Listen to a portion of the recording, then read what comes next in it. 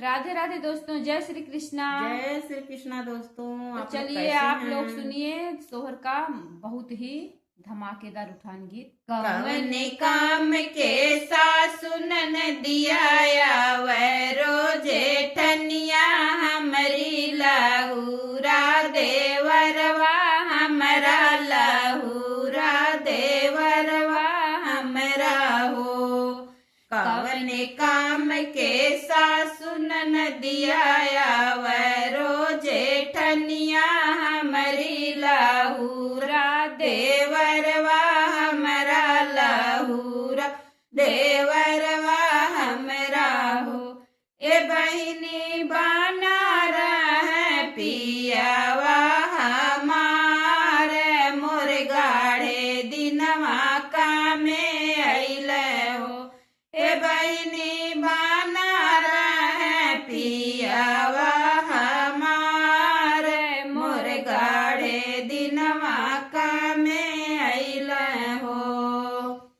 खटिया से उतरत आवे धाना के जगावत आवे लालना खेलावत आवे हो।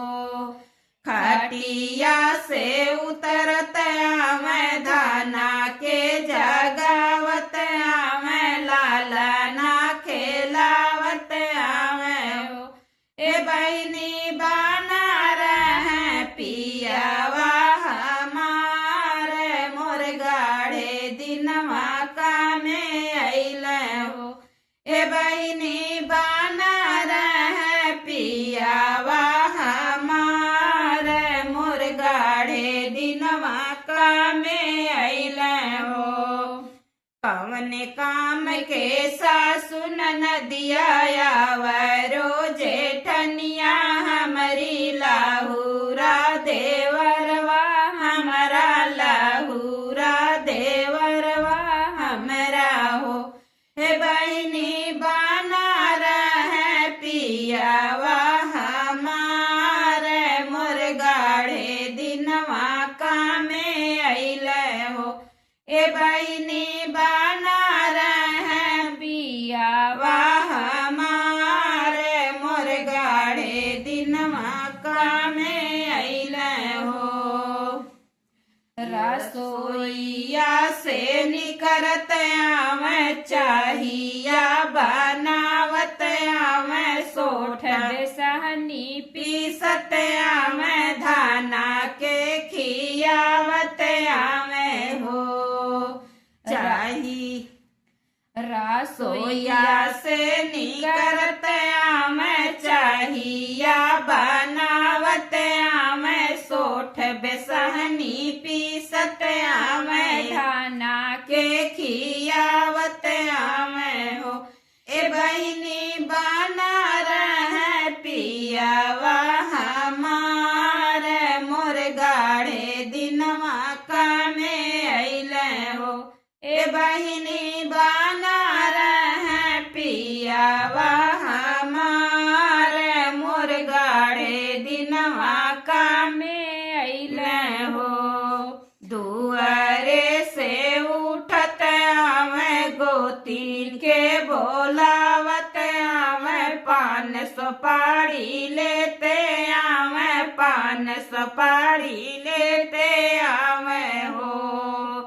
दुआर से उठत आवे गोतीन के बोलावत आवे पान सुपारी लेते आवे पान सुपारी लेते आवे हो। ए बहिनी बना रहे पियावा हमार मोर गाढ़े दिनवा कामे अइले हो। ए बहिनी बना रहे पियावा हमार मोर गाढ़े दिनवा कामे अइले हो। कवन काम के सासुनन दिया वैरो जेठनिया हमरी वैरो जेठनिया हमरी हो।